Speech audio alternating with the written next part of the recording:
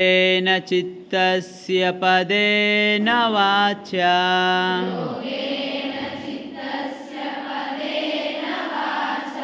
मलं शरीरस्य वैद्यकेन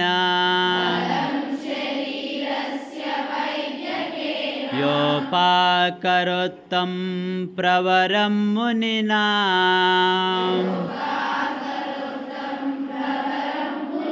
पताञ्जलिं प्राञ्जलिरानतोऽस्मि योगेन चित्तस्य पदेन वाचा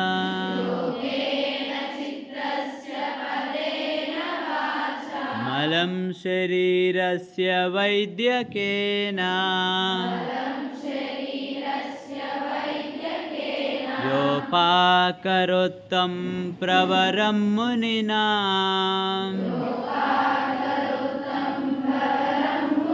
पताञ्जलिं प्राञ्जलिरानतोऽस्मि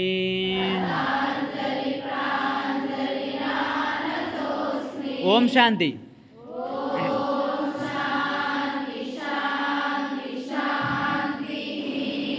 Hands down.